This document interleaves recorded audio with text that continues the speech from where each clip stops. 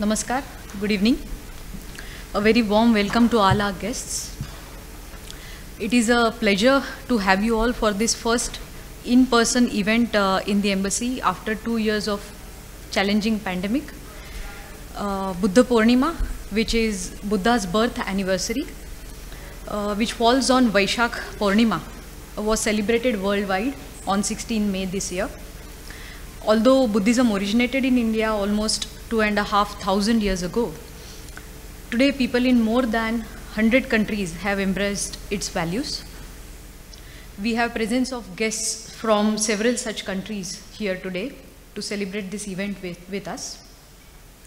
To commence with today's event, I request Deputy Chief of Mission Ambassador Mr. Sudhakar Dalela to present his remarks.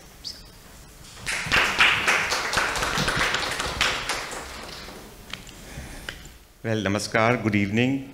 Thank you very much, Aditi. A very warm welcome to all our distinguished guests. Our keynote speaker for this evening program, Professor B.N. Hebbar, friends from the diplomatic community, and esteemed members from the Indian diaspora who are present this evening with us. As Aditi mentioned, after almost 2 years of challenging time coping with the pandemic, the embassy is opening for in-person events again. We are celebrating Azadi Ka Amrit Mahotsav, the 75th anniversary of India's independence this year, and several events are planned to celebrate this momentous occasion. It is a pleasure to recommence our in-person events at the embassy with the observance of auspicious Buddha Jayanti, Buddha Purnima, which was celebrated worldwide on 16th May, Vaishak Purnima this year. Buddha was born as Siddhartha in Lumbini on the day of Vaishak Purnima. On this day in Bodh Gaya, he attained the enlightenment and became Lord Buddha. And it is on this day his Mahaparinirvan took place in Kushinagar. It is a day to rejoice in Lord Buddha, a day to reflect on the supreme truth and timeless relevance of Dhamma and the Four Noble Truths. Lord Buddha and his teachings have been among the greatest gifts from our region to the world. While the philosophy is rooted in karma, the Jataka tales and anecdotes and fables, which spread across the world, imparted lessons of right thinking and right conduct.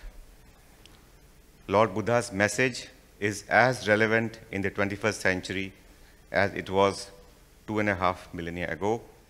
In the complex world of today, where global challenges, including the pandemic and violence, have brought tragedy and suffering to many, we indeed need to work together collaboratively in confronting these challenges and striving for global peace. As Lord Buddha said, Nati Santi Paran Sukham, there is no higher bliss than peace. Buddhism, as all of you know, originated in India more than 2,500 years ago and is now practiced in several countries across the world. Under the leadership of Prime Minister Modi, Government of India has taken several initiatives to strengthen cultural and people-to-people linkages, which are animated through common thread of Buddhism. These include partnership with several countries in India's neighborhood and Southeast Asia through renovation of Buddhist monasteries, cultural exchanges, cooperation in the field of archaeology, and strengthening engagement among Buddhist scholars. To facilitate the travel of international tourists to Buddhist stupas and viharas in India, Government of India is developing first transnational tourist circuit across 21 states in India, in addition to the existing Buddhist circuit. Some time back, an international airport at Kushinagar, Uttar Pradesh, was inaugurated, easing the travel to this sacred city where Gautam Buddha attained nirvana. Here in the United States, many of our American friends, prominent institutions, and the members from diaspora have keen interest in the teachings of Lord Buddha and in Buddhist art and heritage. The embassy has been working very closely with them, and we look forward to our continued partnership and to further strengthen these connections. I'll conclude with the words of Lord Buddha. Subha Buddham Prabhujanti Sada Gautam Savaka Yesam Divacha Rattocha Bhavnaya Ratto Mano.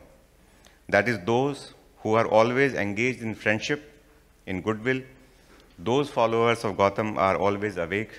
Their conscience is always awake. Let us strengthen the spirit of friendship. Let us light the lamps of knowledge to move out of darkness. Let us uphold nothing else but the truth.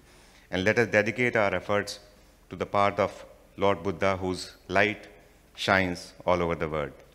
With these brief remarks, I once again welcome all our friends to the embassy this evening. I know we have a distinguished speaker to tell us about the Buddhist heritage and in India and across the world. And then we also have a small cultural program, a dance program for you for this evening. Once again, thank you very much.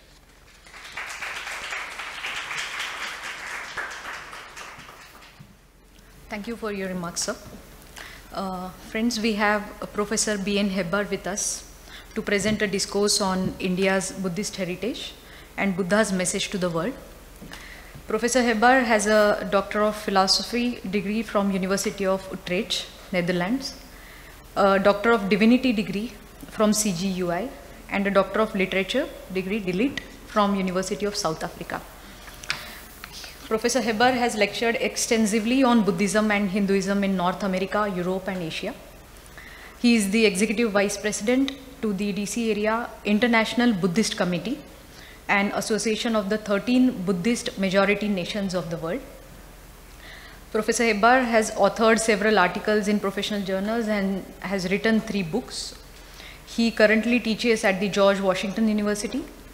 He also has taught at the honors program at the University of Maryland. He received the Bender Award in 2006 for excellence in education from the George Washington University. Professor Hebbar, please.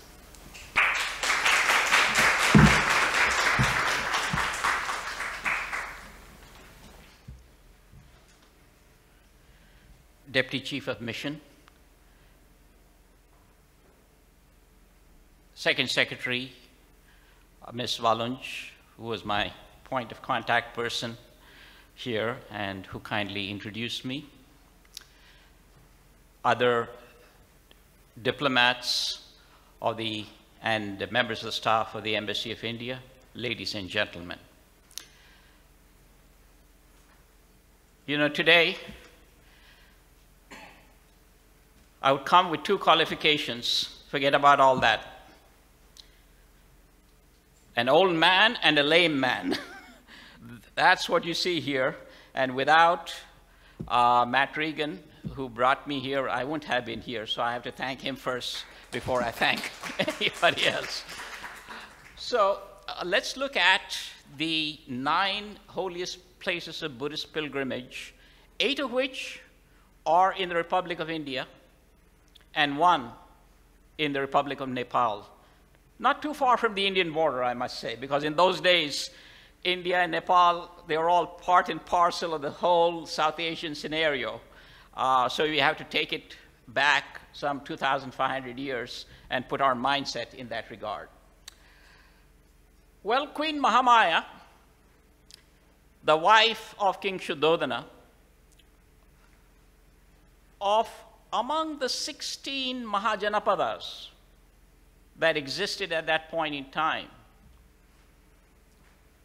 her husband was the king of one such Republican confederacy or Mahajanapada. And here she was on her way to her parents' place, which is the normal custom when a woman is pregnant, about to give birth to her child. The South Asian custom that even exists today, I gather. I'm an old man, so you have to forgive me. Things have changed in the modern age. But there, she didn't even get as far as her father's place, and she gives birth to this child in the garden outside of her husband's capital, Kapilavastu or Kapilavattu in Pali. And that's the Lumbini Gardens. So you see, great people are always born outside, it seems to me. A garden in the case of the future Buddha, a manger in the case of Jesus, and in the jail in the case of Sri Krishna. So That's why normal people are here. Extraordinary people, they are born in different places, you see, in very special places, because they are destined to be extraordinary. That is the site today, Lumbini. And you will see, besides this, of course, this was built much later, but you will see a pillar that was put together by the first greatest Buddhist emperor of India, Emperor Ashoka. You will find it on all of these places. And eventually, of course, when India gained its independence, let's not forget, it made it into our national flag as well as the official seal of the Republic of India as it stands today. So 560. And then, of course, I'm not here to tell you about the story or the details. We don't have that luxury of that time.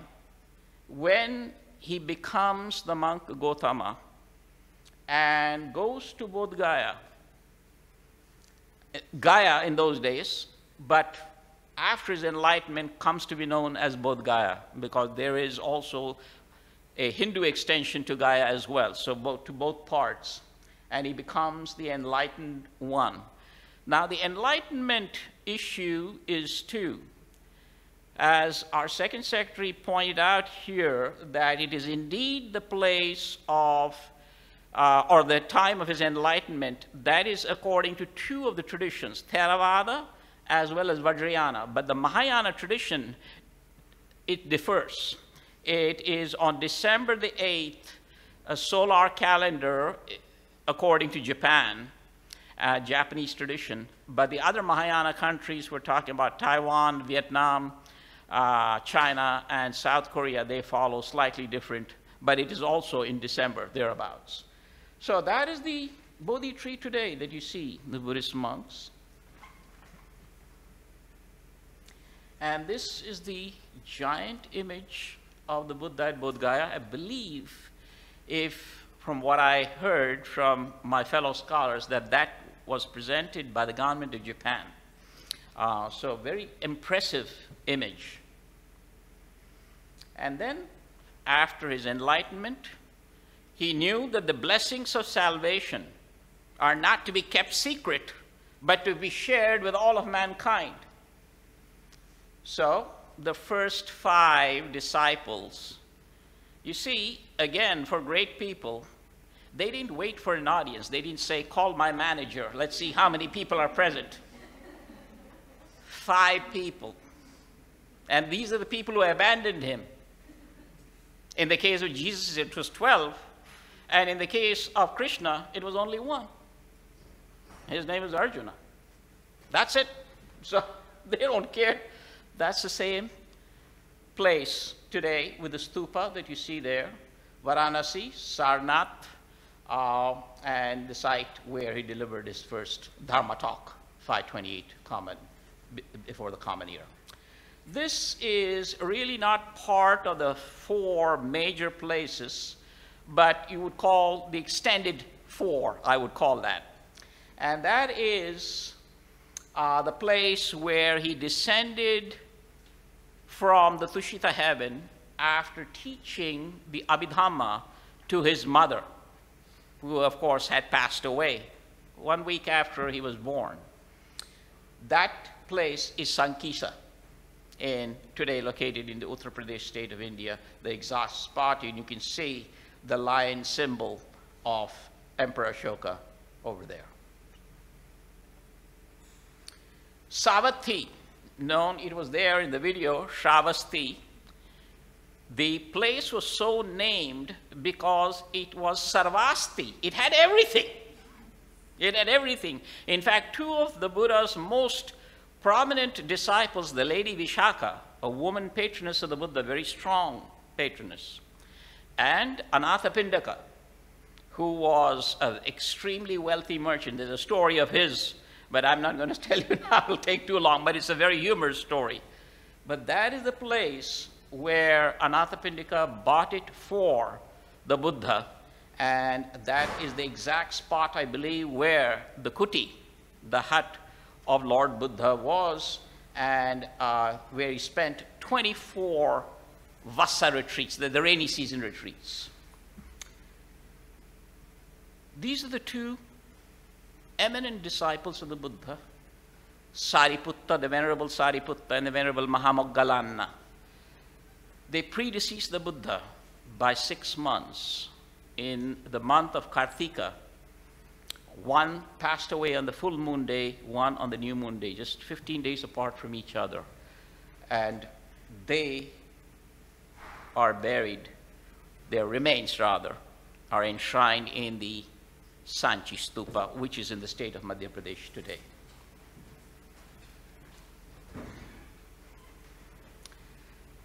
So this is certainly one of the big four, and which the Deputy Chief of Mission did allude to in his talk, and that is at Kushinara.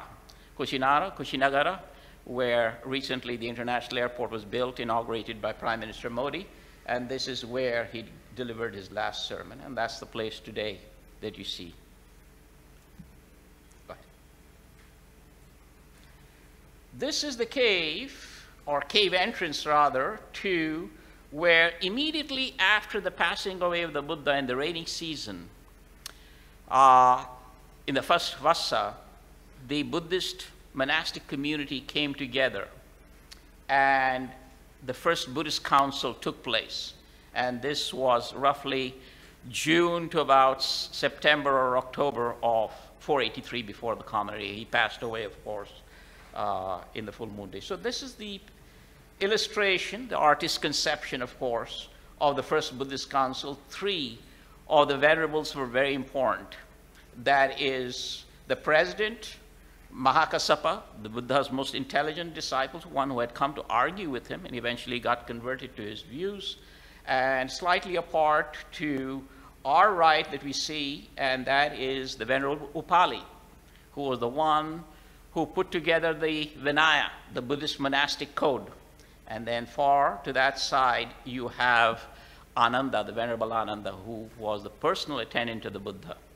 So, and then actually King Ajatasattu, the son of King Bimbisara, who was a great disciple of the Buddha, came to know about this. And he said, why didn't you tell me? Well, the Buddhist monks are not supposed to ask for anything. You as a layperson are supposed to find out. So he built a pavilion for them toward the end of the first council. For the pavilion doesn't exist, the remnants, the archaeological remnants do remain. This is another place known as the Griddakuta Parvata or Gijjakuta Parvata in Pali, and that is classically known in English as the Vulture Peak, because it looks, at least on the side if you view it, like the beak of a vulture. And this is where the Buddha is said to have revealed to certain select disciples, at least according to the Mahayana tradition, the Mahayana Sutras, such as the Lotus Sutra, the Garland Sutra, and so on and so forth. There are many of them, and that's exactly the spot. If you go up, it's a very beautiful scenery in Bihar area, and if you go and see that, that's exactly what you see there. You have groves, especially for the Mahayana Buddhist world. This is a sainted place. You have, throughout the year, tourists, pilgrims coming from Vietnam, from China, from Korea, Japan, to visit these places, also for the Theravada as well as Vajrayana worlds, but nevertheless. So I just wanted to give you one example of a Mahayana Sutra that was said to be revealed there. That was, of course, the Lotus Sutra, the Saddharma Pundarika Sutra in Sanskrit, and all the Mahayana languages that you see there, Chinese, Japanese, Korean, and Vietnamese, as well as the 2 Vajrayana languages, Tibetan and Mongolian. This is the site of the second Buddhist council at Vaishali, as well as is also an important pilgrimage center for Jainism as well. And here, again, you can see the Ashoka. So this is the 9 holiest places of Buddhist pilgrimage in India and Nepal that you can see there. The big 4, Lumbini and Bodh Gaya and Isipatana, which is, of course, the Sarnath, and then Kusinara. Those are marked for you pretty well.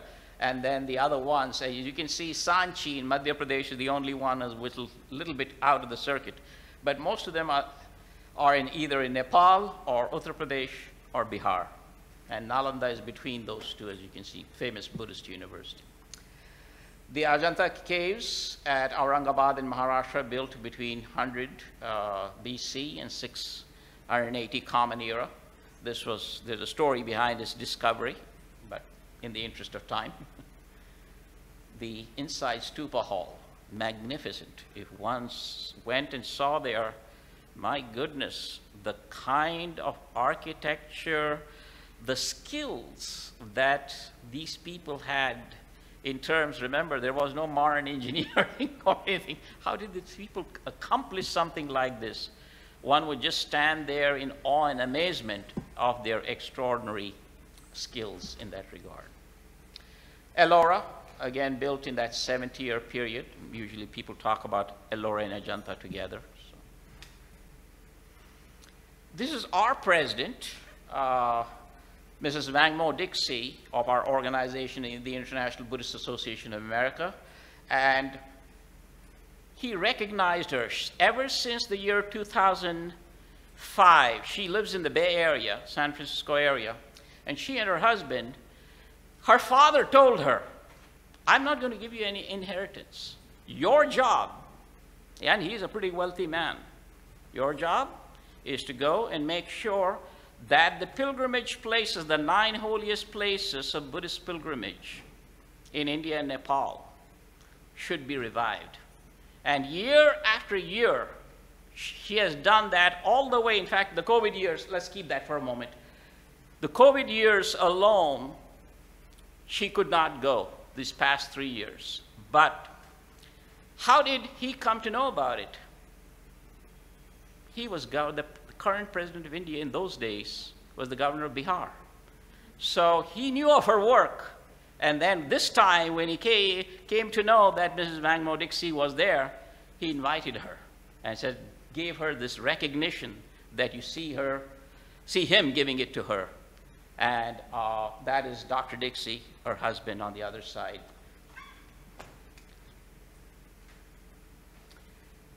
So 15 days, she comes over here, all in 15 days. And immediately she gets the news that Vice President Harris is not be able to be here. She would have loved to have the White House Vesak, but she had to go and attend the funeral of the Sheikh who died in the United Arab Emirates. So her husband, the Right Honorable Mr. Emhoff Esquire, he said, I will do that for you, and that's what you see here is the second. That is the monk that you see there near her. He's our vice chairman. He's a Thai Buddhist monk. Our chairman is a Sri Lankan Buddhist monk. So we make sure that all of our nationalities, the monk and the nun that you see there, the bhikshu and the bhikshuni in gray, they are Korean Buddhist monks. They're also officers of the IBA. And then right there behind is Khenpo Sotrim Tenzin. He's a Tibetan Buddhist monk of the Kagyu order. We make sure that every time that we have a ceremony that all the 3 yanas of Buddhism are represented. So Theravada, Mahayana, and Vajrayana. So that's the Buddhist world, the birthplace of the Buddha in Lumbini, Nepal. The birthplace of Buddhism itself is India. And these are the Theravada majority nations: Sri Lanka, Myanmar, Thailand, Laos, and Cambodia. And the Mahayana Buddhist world: Vietnam, Taiwan, South Korea, Japan, and China. But in the case of China and Japan, Buddhism has to share its fortunes with the native religions. In the case of China, with Taoism and Confucianism. In the case of Japan, with Shinto, the native religion of Japan.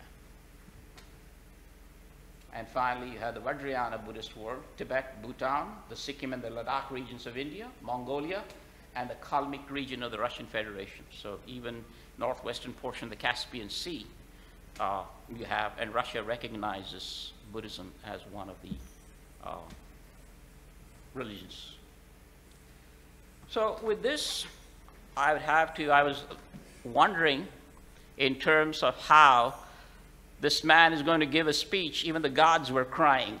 There were rain, and fortunately it stopped. You know, a college professor is supposed to speak for a minimum of 3 hours. I don't know how I did it in 20 minutes. And that does not include the comma, the semicolon, the colon, and the full stop. So with this, I have to end my talk with the great words of the Buddha, Dhammo have rakhati dhammacharin, from the Theragatha, chapter 4, verse 10. Dharma protects those who protect it. And it has its equivalent in the Hindu scriptures as well. Dharmo rakshati rakshitaha. Dharma protects those who protect it. So we need peace. Without peace, the world will go to pieces. We saw that here in Texas as well as outside. May this world have peace. That is all we need, and the rest will fall in place. I thank the Embassy of India and everybody else who are present here for having given me this opportunity. Thank you so much. Namaste.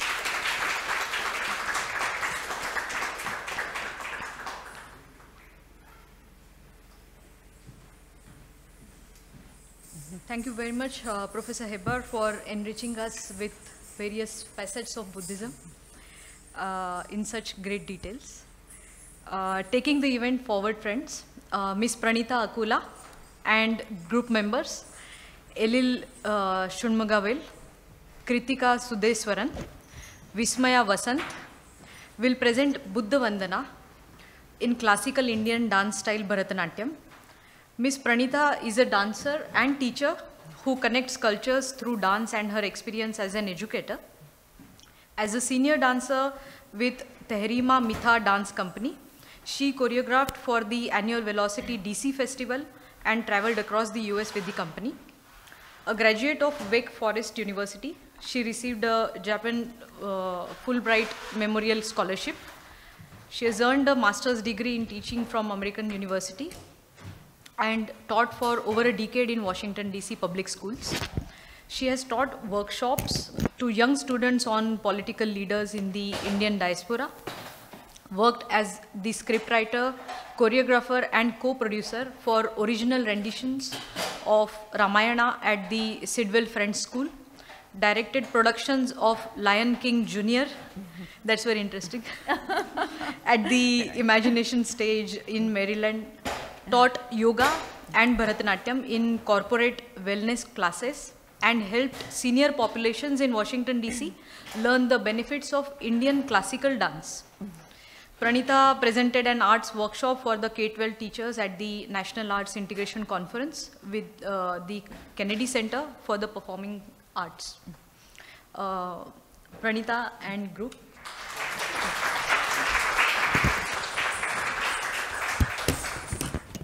Thank you, Aditi. It is indeed a great honor to be here today to present to you our dance drama depicting the life of Buddha. First of all, I'd like to thank the Indian Embassy, Ms. Aditi Walanj and Ms. Kavita Migam for inviting us to perform here today. We'll just give you a small introduction to our dance today to help you understand the movements and the expressions and the story.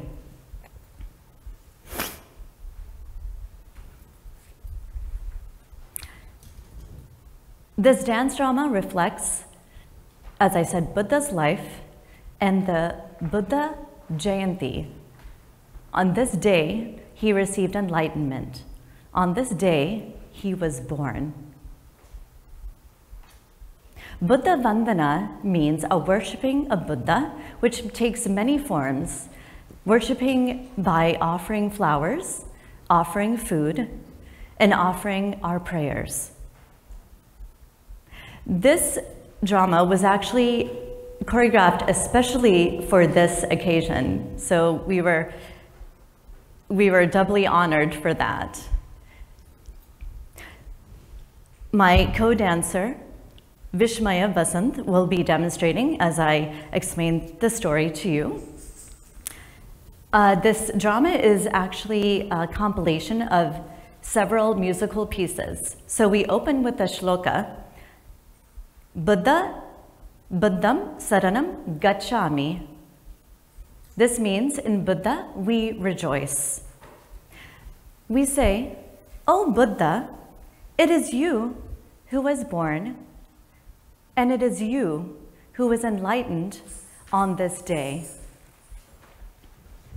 You who acquires all knowledge without a teacher, who in your resting state attained nirvana, and to you we surrender.